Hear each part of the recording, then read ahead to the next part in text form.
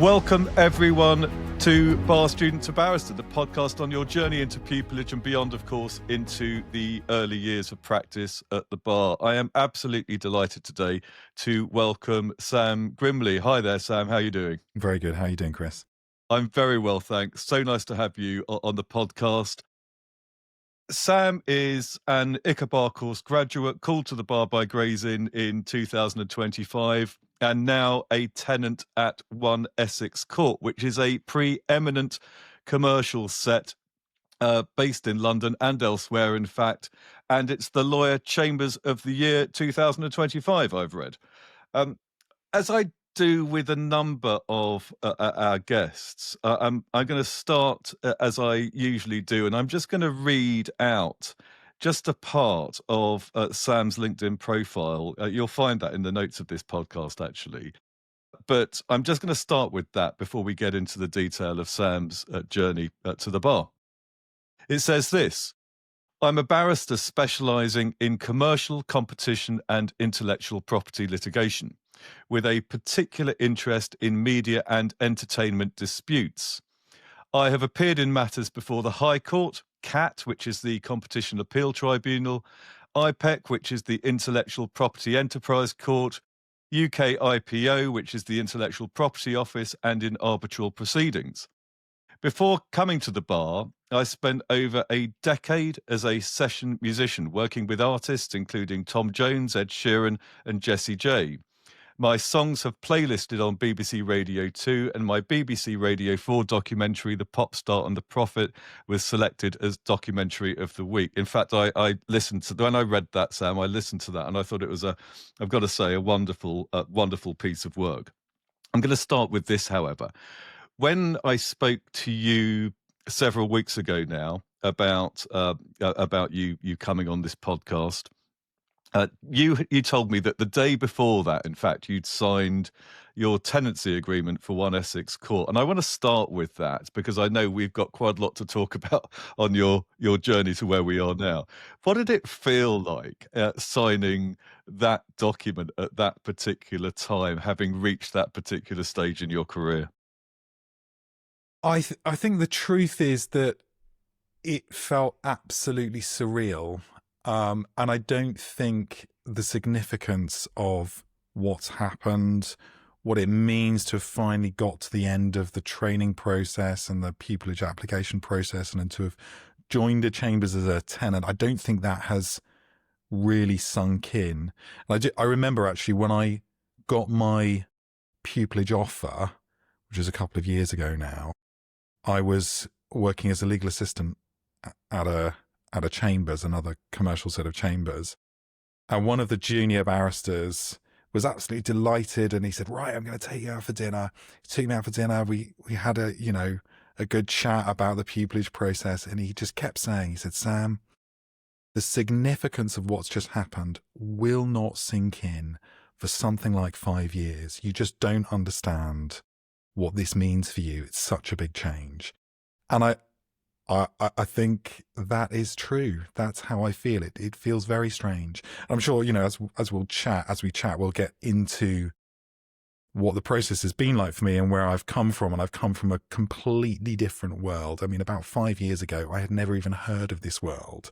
So to be right in the beating heart of it now feels very strange, but I'm also utterly delighted.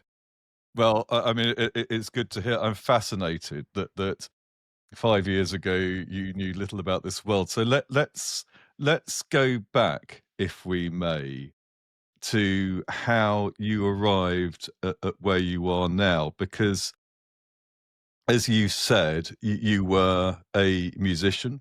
You were heavily involved in that and successful in that particular part of your life, but you started beforehand. You say, actually, I think it's in something I've read, or certainly on the podcast, music was my life. That's what you saw. You did a BA in music at the University of York, and you got a first class in your music degree. Had you always seen yourself, let's follow from that stage, had you always seen yourself going into the music industry at some point after your degree? I decided that I wanted to be a musician when I was 6 years old. I had a cassette tape. I think my parents gave me as a present one year for a birthday or Christmas or something. I remember those two, by the way. A Walkman, a Sony Walkman, and I had a cassette tape. And I think my favourite cassette tape was the Cream of Eric Clapton. So at sort of 6 and 7, I was a massive Eric Clapton fan. I just used to have my headphones on all the time, and I listened to it on repeat. And I remember I harassed my parents relentlessly, asking them to buy me an electric guitar at 6 years old. And I wasn't interested in an acoustic guitar. It had to be an electric guitar. And finally, after 18 months, my dad relented and he bought me a guitar. And I knew from then that I wanted to be a guitar player. I wanted to be a musician. So in a sense, for me, doing music at university was incidental. It was not something I thought I was necessarily going to do. But kind of last minute, I thought, okay, well, why don't I do a degree? It'd be good to do a degree. So I did a degree. It turned out, much to my surprise, I absolutely loved the academic component of the degree, which is not something I went to university to do, really. It wasn't something I thought I was interested in. But perhaps we'll come back to that. But all that's to say, when I graduated from my first degree in music, I knew I wanted to be a musician. I had no idea how to get there. In fact, there were no rules at all. There was no path. It's very different to qualifying from a lawyer in that sense, because there is you have to do your first qualifying law degree, and then you have to do a vocational course, and then you have to do in-work training, and there's an application timetable, and none of that in music. It's just the Wild West. You just turn up and try and make a career from nothing. And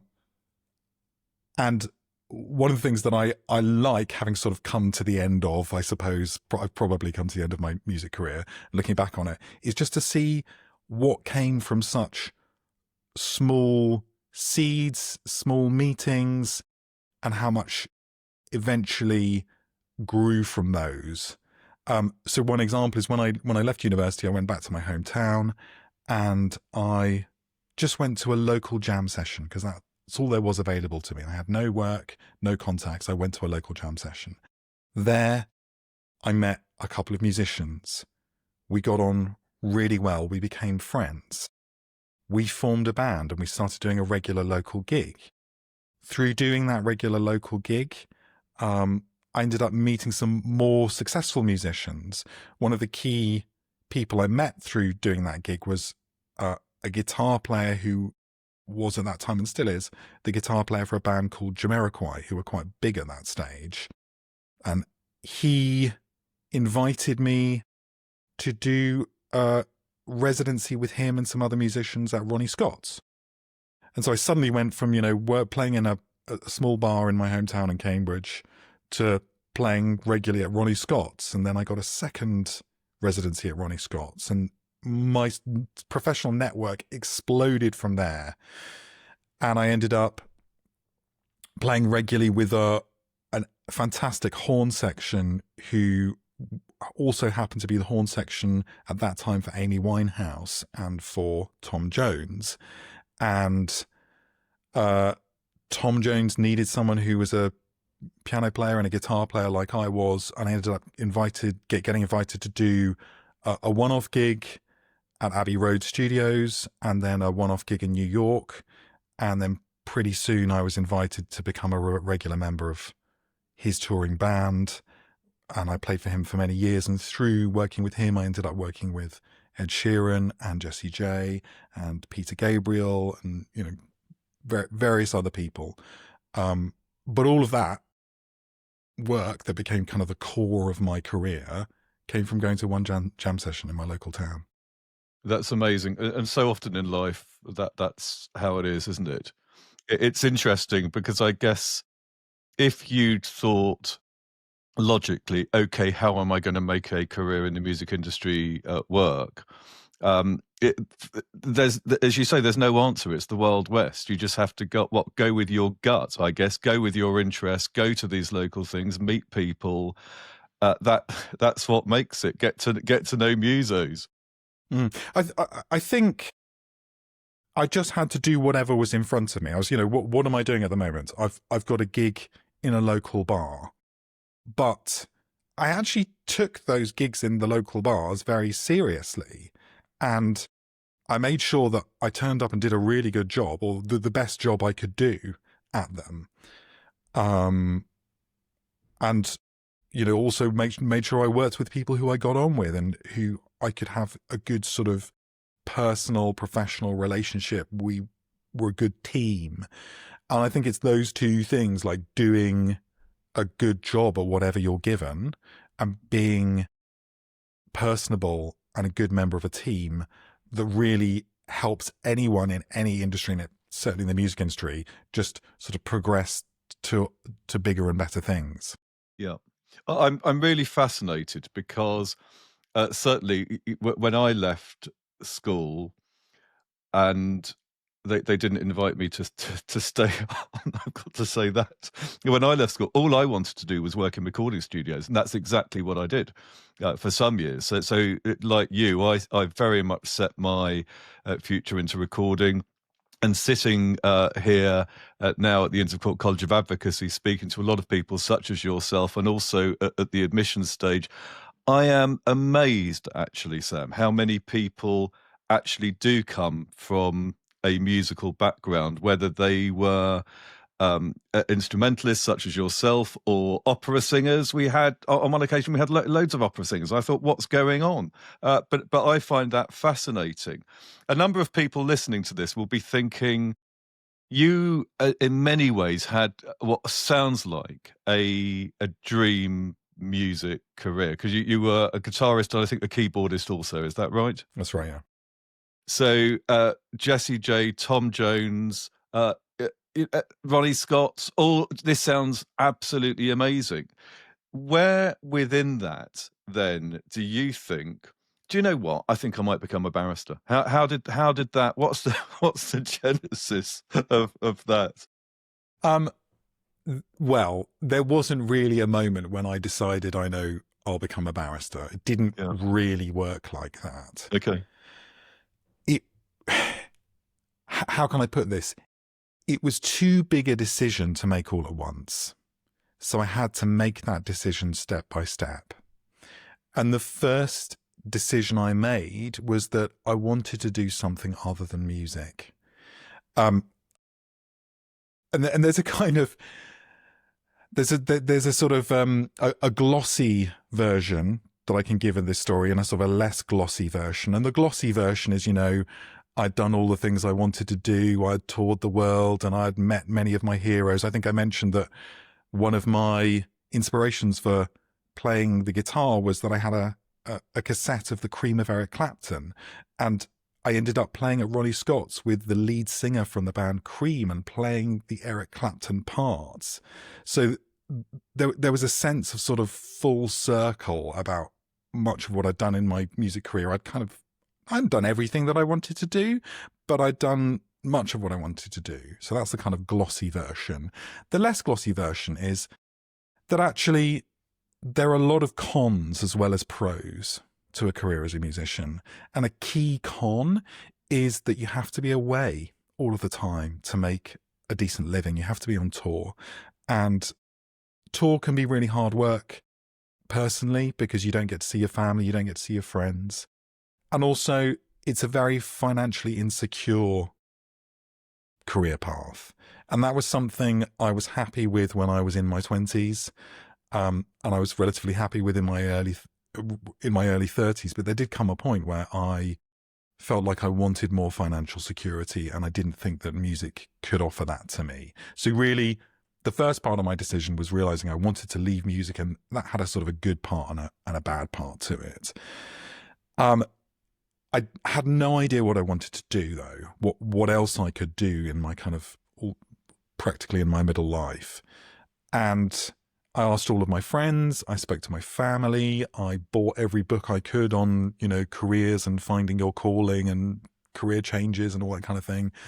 I didn't really get any good answers until I stumbled across the idea of doing law.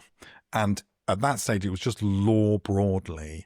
And there were two key things that made me think I could or should do law. One was that I had understood, and I don't know where I heard this, perhaps I heard it in a conversation somewhere, that lawyers like academics. Lawyers think of themselves as being sort of academics or having a sort of academic facility. And I thought, well, I actually loved doing academic work at university. And that was something I kind of took to quite naturally. So maybe that might be a good fit. And the other thing was that I thought I could just qualify in 2 years.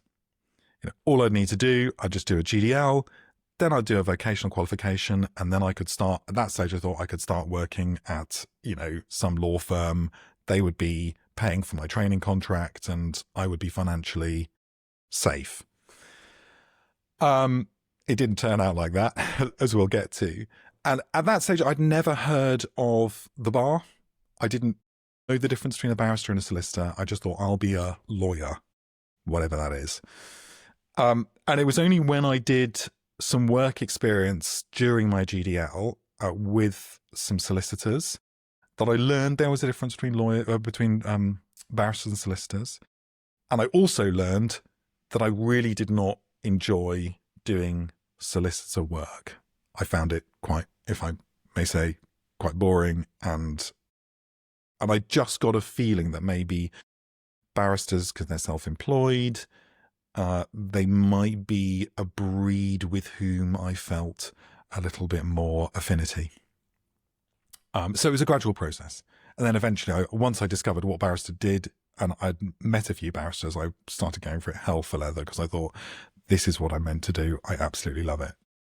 Yeah, that's really interesting. So you started, obviously, when you started thinking about this, understandably, your knowledge of the profession, your knowledge of the process to become a barrister, or even whether what side of the profession, if you like, barrister or solicitor, you were going to join, that was, you were in your early stages, and obviously you get onto your GDL, but let's just step back from there for one moment.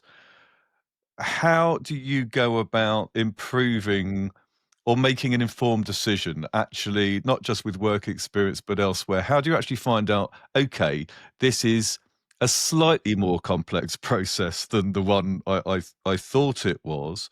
How do you inform yourself? Because I asked this question because when I became a barrister far too long ago, Sam, there was really no information out there. I think there was a very slim handbook that told you hardly anything and certainly didn't include all chambers in it.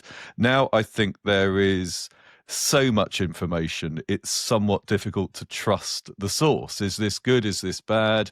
What is this actually about? What approach did you take to actually informing yourself about the journey you were about to embark on? One of the things I think I learned through my music career is that you can be too selective.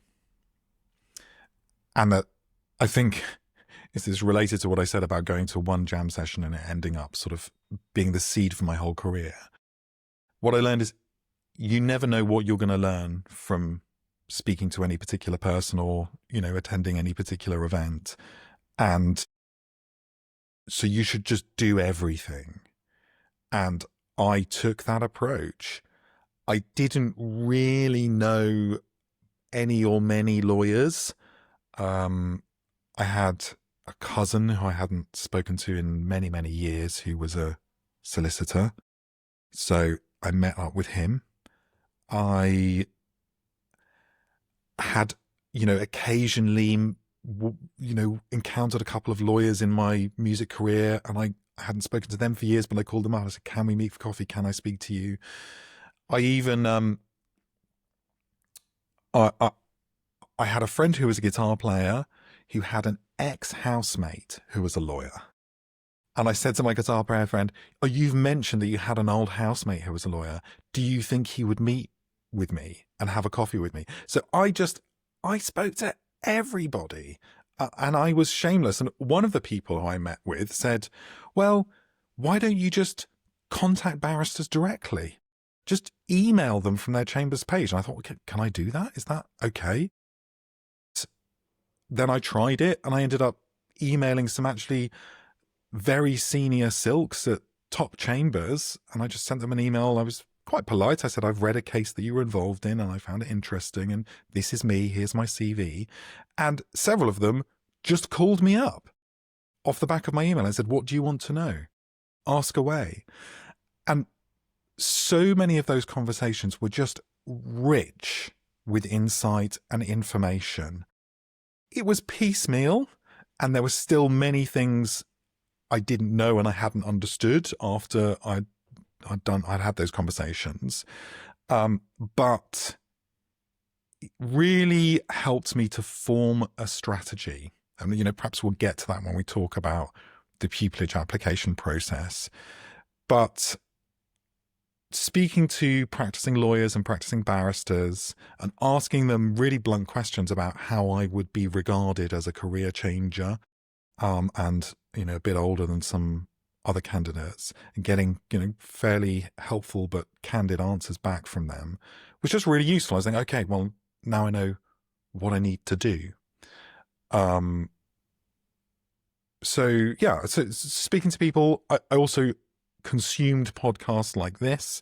I read websites, Chamber Student or whatever it was. I just read them all top to bottom. And, one of the reasons I was very happy to do this podcast and speak to you is because I know how useful these kind of resources can be, just to sort of help focus your mind and give you ideas when you're on the path to getting pupillage or getting your law degree or whatever it is you're doing. Yeah, that's really, really helpful. So you've mentioned you're at York. You didn't think you'd enjoy it, but you really enjoyed the academic side of it. That's obviously something that remains with you to the extent of when you're thinking about becoming a barrister. I know, because I've read your profile and I've spoken to you, that you simply didn't go straight to do a GDL, then into pupillage. In fact, you went via Oxford University, where you did, I think, what everyone would everyone would agree is an extremely academic postgraduate degree, a BCL, Bachelor in Civil Law, from Oxford University. Was that before you did your GDL or afterwards? That was after I did my GDL. So if I could go back a bit. Please do. I started my GDL in 2019, and at that stage I was very much working full-time as a professional musician.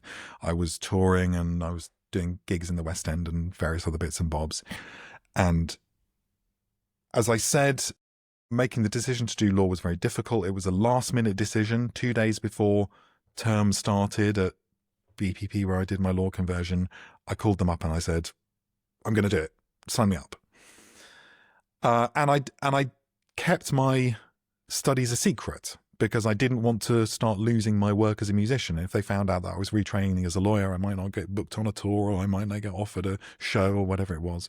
So I was secretly studying law while touring, kind of in the back of tour buses and in hotel rooms. I was doing the first year of my part-time GDL. And then I started the second year of my part-time GDL in 2020, and as everyone knows, that's when the pandemic hit, and that was a big thing for everybody, and everyone had a different experience of the pandemic. It was big for me in a very particular way because I was going into the second year of my GDL, and also the music industry just completely shut down. All of my work at that time was live, so I had no income whatever. Now, that was actually a blessing, because all I could do really was study and prepare for my GDL exams, which was fantastic, frankly, because I didn't think I was going to have that much time. But it was also a serious problem because I had no income. I had a small government stipend, but it wasn't really enough to live on. And I decided, partly on the strength of some advice I'd got, a year earlier from lawyers I'd met who said, academics are just so important. I decided, okay, I'm going to focus on my academics and I'm going to get the best grades I possibly can on my GDL. But it did mean that by the time I got to my exams and my lease renewal on my flat came up, I didn't have an income to show. I couldn't renew the lease on my flat. And during my finals, I had to move into a van that I had, a camper van, and I actually finished my GDL dissertation and submitted it from the back of my camper van, trying on mobile internet, desperately hoping that it was going to upload before the electronic deadline hit. So it was both very difficult, very stressful, but also an opportunity that oddly I'm grateful for. And your question initially was about Oxford and doing the BCL. And I mentioned to you that my approach at the beginning of my legal journey was to ask as many people as I possibly could what I should do and what approach I should take. When it came to the next stage after my GDL, I applied for absolutely everything. I applied for pupillage. I applied for in-scholarships. I applied to be a judicial assistant. I applied to be a legal assistant at various chambers. And I got nothing. I got rejected from absolutely everything, except, oddly, I got an offer to do the BCL. And applying for the BCL was it was a real punt, because at that time, and maybe it still says this, on the website for the BCL, it said words to the effect of, if you've got a GDL, don't bother applying because we're not going to offer you a place. So this is probably going to be too difficult for you. So, it's very unusual for us to offer GDL candidates a place. So I thought I've got no chance of getting a place, but I'm doing everything. That's my approach. That's my philosophy. Yeah. So anyway, I got this place. Surprised, delighted, but also given the impecunious financial situation I was in, completely unrealistic. You're still in the van. I'm still in yeah.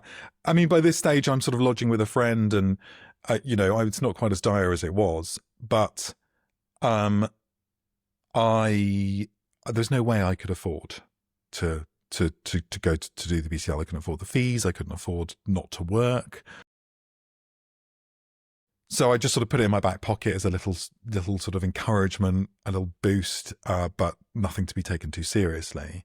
And then a month later, roughly, maybe 2 months later, I got an email from the law faculty saying, congratulations, you've been offered a scholarship. And I thought, wow, that's a real encouragement. What a real boost. But I still can't go because, as generous as the scholarship is, it didn't really cover the bulk of the cost. And there was no way I could see of getting that money together. And I called up the law faculty and I said, thanks very much for this. I should just warn you, I'm probably not going to be able to take up my place or my scholarship because I can't see how I'm going to get the rest of the money. But thanks anyway. I'll let you know how I get on. A month later in July, I got a second email from the law faculty. Congratulations, you've been awarded a second scholarship. I was like, okay, now we're getting serious. Like, maybe I could do this. And at that stage, I just started selling everything. I still had some guitars. I actually had a piano that was my professional equipment when I was a musician. I thought, right, now's the time. I'm selling it. And I sold my piano and I sold my guitars. And I was still not quite there, but it's near enough. If I can sort of borrow some money off some friends or something, I might be able to get there. And then in August, shortly before term started, I got a third email from the law faculty saying, you've been awarded a third scholarship. And wow. At that stage, I was like, okay, this is happening. I can go. And, but I mean, even even that was not a straightforward proposition. If I can be this, candid with you, I had responsibilities. At my age, sort of going back to university full time is not a straightforward thing. My father at that time was quite unwell. He was living at home, but he had dementia and he needed quite sort of intensive care. Not literally intensive care, but he needed a lot of care. And I also had a 1-year-old godson who I was looking after as well. So just like going off to university and abandoning those responsibilities was not an option. And I couldn't get a train between Oxford and Cambridge. I don't know if you've ever tried to do that, but it's a complete disaster. It takes about 6 hours. You have to go through London, and going up and down the country can be very helpful. Going across is always very, very difficult. And there used to be a bus in the olden days, but now that bus stops at Bedford and it takes 5.5 hours. And you can't have a car as a university student at Oxford. You sign something when you're saying you promise you won't have a car. And the only way I could see of making it work was if I learned to ride a motorbike. So I just about had enough money to buy a 125cc motorbike. And I did my 1-day compulsory basic training. So I was road legal. And then I went off to Oxford on a 125 motorbike from Cambridge. And every week on a Friday, I would commute back to Cambridge to look after my father and see my godson. And then on Sunday night, I'd commute 2 hours from Cambridge to Oxford, absolutely terrified because I was completely... I was so inexperienced at riding this motorbike, and there I was doing a sort of a 2-hour cross-country 60, 70 mile an hour commute every week. It was petrifying, but I'm so glad that I did it. It was such a sort of an unmissable opportunity to doing the BCL, and I found the experience of studying with what had recently become some, academic heroes of mine. So Sandy Steele, I studied philosophy with and commercial remedies with, and also Rob Stevens, I studied commercial remedies with, and I'd read these people's books and their papers, and here I was in the room with them discussing my ideas with them. It was just surreal. And also I was surrounded by incredibly mature and intellectually gifted fellow students who really kind of, put a fire in my belly and really got me excited about the law in the way I think I hadn't during my GDL. So it was something that changed my trajectory academically. It really enriched my understanding of the law, but I think it also probably strengthened my application as a sort of as a potential pupillage applicant. And I'm just incredibly grateful that I got that opportunity.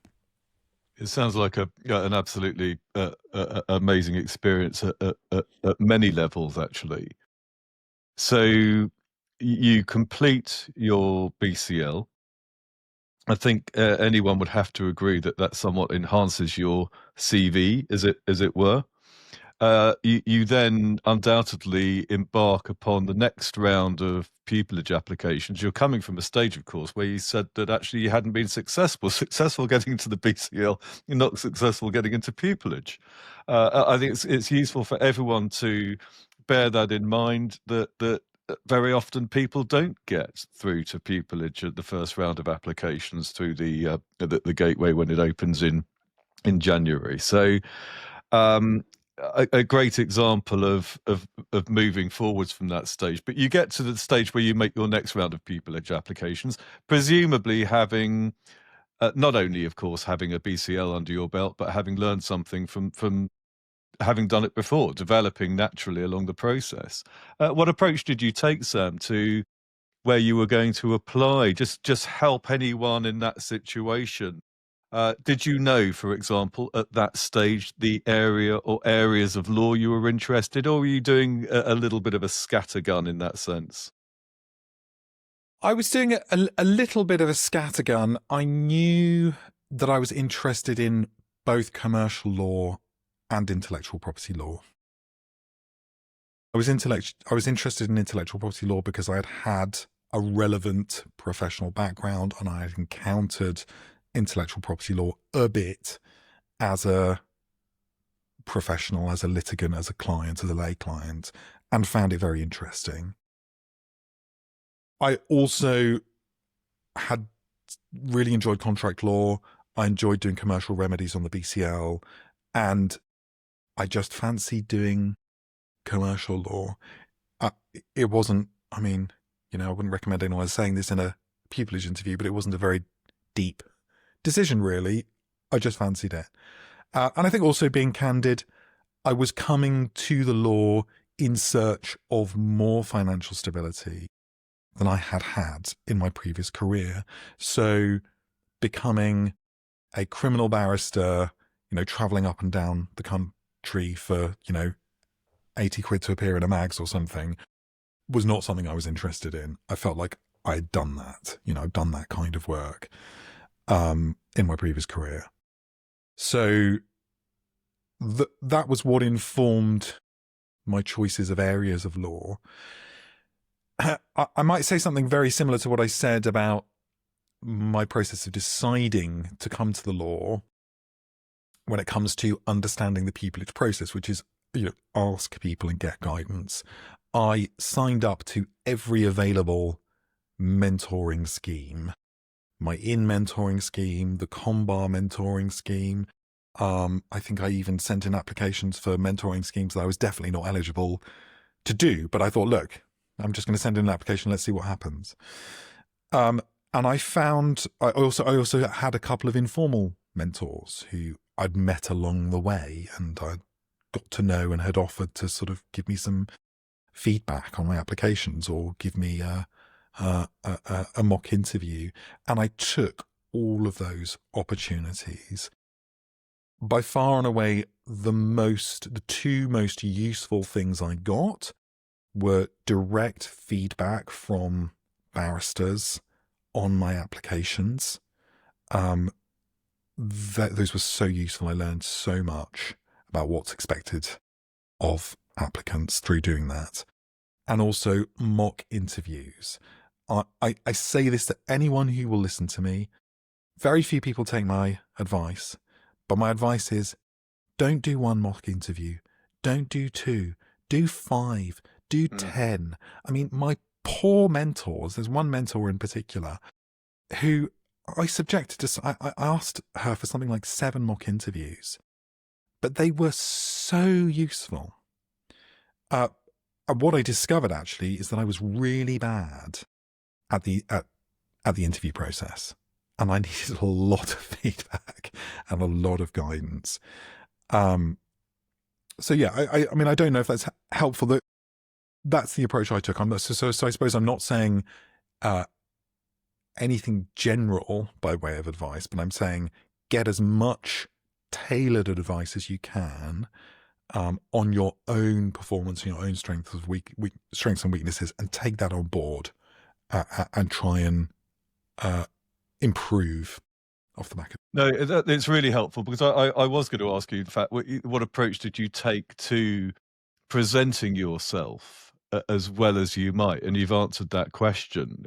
Actually, something in the process of which you realised, there's room for improvement here. I really need to improve. I guess, was there anything particularly that jumped out at you during those mock interviews that you thought, yeah, that's a real problem? Was it about presentation? Was it about hooning in on giving the answer and not the answer that you wanted to give, that type of thing? Or can you give us a sense of what was happening? This may be particular to me, but I'd say the headline thing that I had to learn was the importance of clarity and actually simplicity. I went into the interview process thinking I had to be all fireworks, like showing off, you've asked me a question and I'm going to turn it upside down and bring in some obscure 19th century case law and, show off my intellectual prowess, whatever I thought it was. That is a terrible approach. Actually, what I learned that in scholarship interview boards and chambers interview panels were looking for is concision, clarity, and structure. In advocacy exercises, sort of debate questions and things, take a position, be clear, don't hedge, for example. Because if you hedge, you can't really make a clear argument. So actually for me, it was about simplifying my presentation rather than adding things to it or complicating it. That I always think so often there is a golden nugget, as I call it, a piece of advice that's absolutely wonderful, and I love that the concept of clarity and simplicity. I think is absolutely spot on. I couldn't agree more about that. Okay, so you send out your pupillage applications. You've had your you get a number of pupillage interviews. You actually get pupillage at One Essex Court. That's right, isn't it? Just give us a sense, without giving anything away. I appreciate there's some things that chambers don't want to say about their processes, but tell us as much as you feel able, Sam. During the process there, was it a process of online application followed by round 1, round 2 interviews, and then thank you very much? Was there paperwork involved? Did you have to do a written advice? Did you have to do an advocacy exercise? Give us a sense of the process that was involved in that application. The process I did was a little bit different to the standard One Essex process because I applied for what was the intellectual property pupillage. Now that no longer exists. I am the last of my kind. Now all applicants who are interested in intellectual property work go through the main application process. So it was a little bit different, but that said, it was broadly the same as the main One Essex process. And I know that because I applied through one of my early incompetent, ill-informed attempts when I was doing my GDL. I think it was when I was doing a GDL was to apply to One Essex, and I got canned at the first hurdle, but I learned a lot, and I might say by way of encouragement, a couple of years later I reapplied and I was a completely different candidate. And One Essex, like some chambers, don't, so far as I'm aware, don't keep score, don't hold previous failures against you. If you can show you can change and improve, so much the better. So I'm going to answer your question in a sort of a technical structural way first, and then I'm maybe going to say a little bit about attitude. So the process then was to do a fairly standard paper application. Why do you want to come to the bar? Why do you want to come to One Essex? A sort of debate style question. A fairly standard application form. I think at that stage, and I imagine likely still is, because we're completely redacted of anything that might suggest any protected characteristics or even what school you'd gone to or anything like that. And then the interview process was largely a technical exercise. I think I'm okay. I mean, I think it has changed somewhat since I did it, but this was a fairly standard interview format, which is you arrive, you're given some facts and some law that you've never seen before. You're given a certain amount of time to read into the facts and read into the law. Then you go into the interview and they say, Mr. Grimley, please give us your advice on the basis of the instructions we've given you. And then you just have to launch into the sort of mock conference, as it were. So I did that, and then I had a fairly standard CV-based interview, which was just asking me questions about my background, my experience, and what I hope to achieve in my career. I can say more about preparing for those technical exercises if you like, because actually that was a real process for me. Understanding how to do those was a real process for me. But also my One Essex Court interview was unique amongst the interviews that I did during that round. And I applied to 25 sets. I did 19 first rounds, 8 second rounds. So I did a lot of interviews. My One Essex interview was completely unique because I had decided with complete certainty before I did the interview that I was definitely not going to get an offer. I was certain that I was not going to get an offer. And that's because at that time, the intellectual property route only had one pupillage place available. I didn't fully realise that when I had applied. There was only one pupillage place available, and in any event, they don't actually even award a pupillage every year. They just award it sometimes. And I also knew the calibre of some of my competitors who were frankly fantastic. And I thought, well, look, if there's only one place available, I would definitely give it to them over me. My only hope is if there's about 5 places available, maybe I might get the 5th one, if I'm lucky. So I thought, I'm not going to get this. And in fact, that afternoon, I had a second round at a Chambers that I thought I had a much more realistic chance of getting. So I was like, right, One Essex interview. I'm not going to get it. I'm just going to enjoy it. That's all. My only goal is to enjoy this process and make it as painless as I possibly could. So I had quite a relaxed approach to doing the technical exercise. I was like, okay, what's the law? Let's have a look at the facts. Let's just put it in an order and make it structured and, feel good. And then I went into the interview and I was just sort of quite relaxed, and I wasn't dismissive. I was respectful to the panel. But I think I wasn't particularly fazed because I knew I wasn't going to get the offer. So it didn't matter. And I remember bumping into someone on my way out of the interview, and they said, oh gosh, done One Essex this morning. How did that go? I remember in my day I applied to One Essex and all. I was like, do you know what? It actually went really well. Like really, really well. Yeah. But even at that stage, I still didn't think I was going to get it. It didn't really occur to me that I was going to get it until offer day. And it came through and I was like, oh, who knew? And how did that feel, Sam?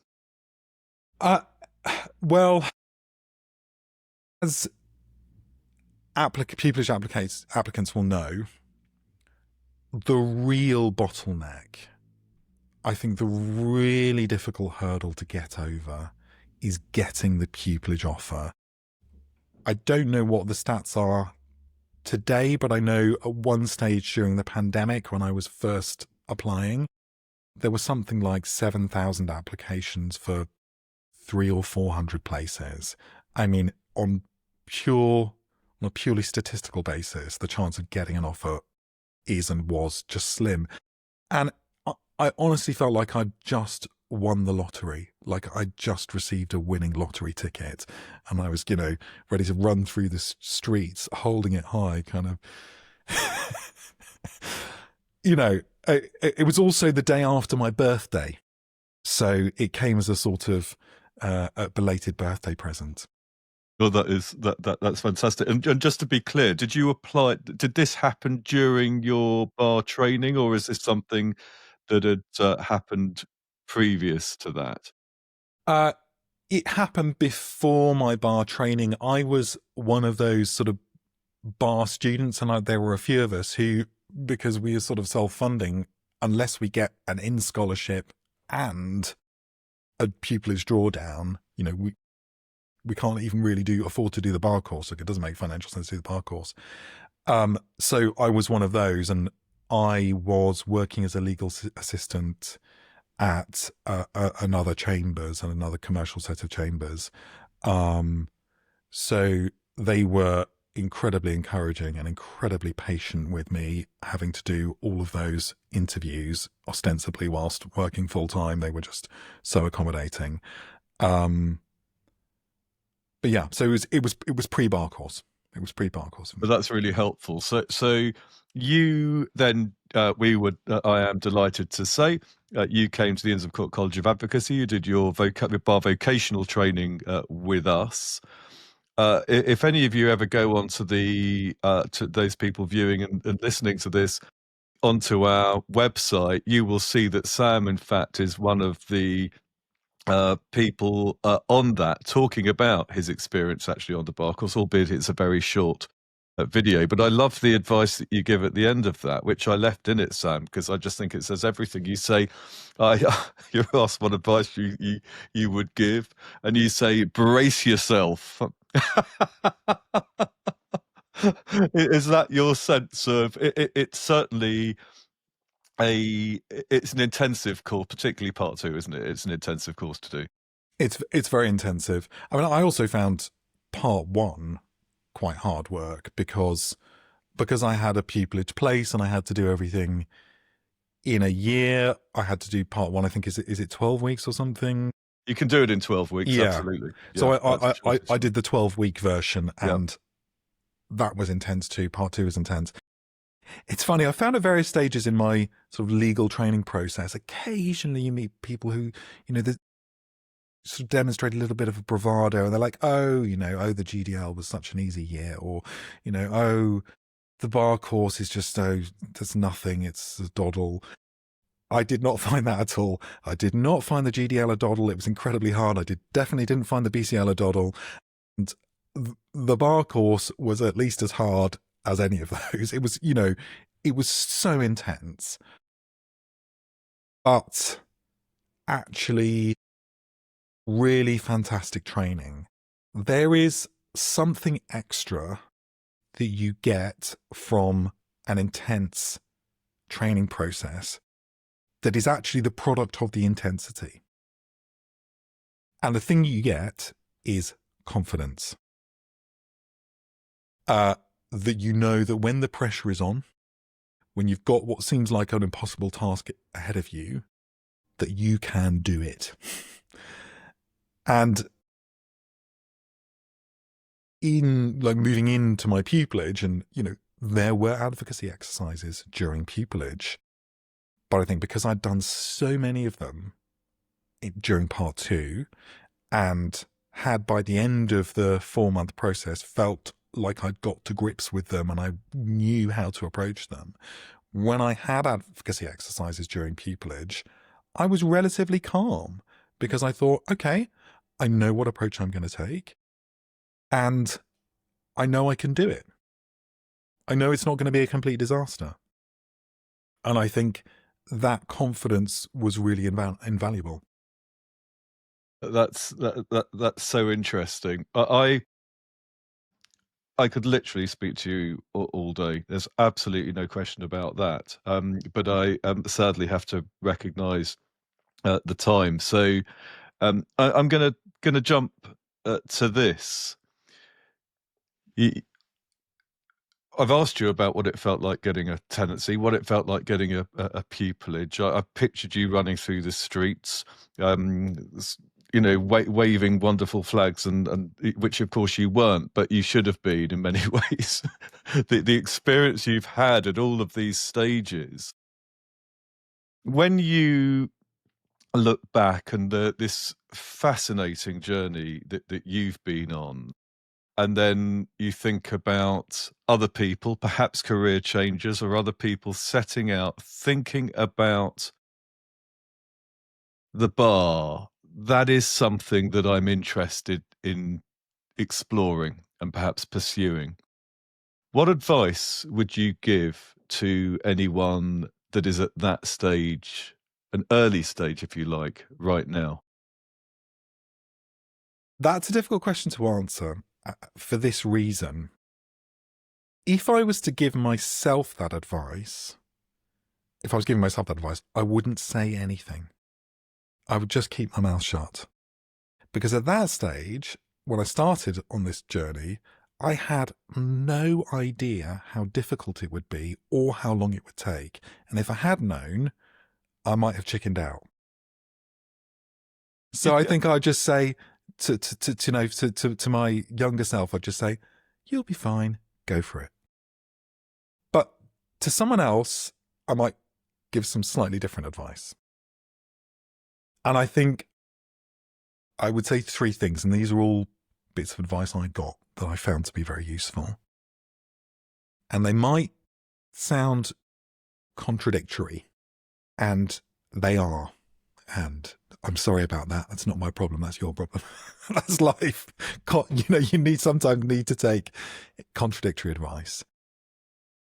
And the first advice is to do everything, to meet everybody, and to take every opportunity and, forgive me for this cliche, to push every door, because you really do not know which meeting, which door you push, which event you go to is going to lead to the opportunity that's going to make your career. You just cannot know in advance, so just do them all. So my second contradictory piece of advice is be strategic. Understand how it works. I don't like to use a game metaphor because that somehow sounds a little bit flippant, but there are rules, there are expectations, there are predictable patterns that you can learn. Go and learn them and think strategically about how to overcome those hurdles. And my final piece of advice, and this was a piece of advice that actually one of my law tutors when I was doing my GDL gave to me before I went to Oxford. And her advice was, go for the run. When you're in the middle of your studies or your bar course and you're like, oh my goodness, I've got so much to do. I know I said I would go for a run and I'd get an early night or whatever, but I just think maybe I should just keep studying and stop, close your laptop and go for a run. Because having that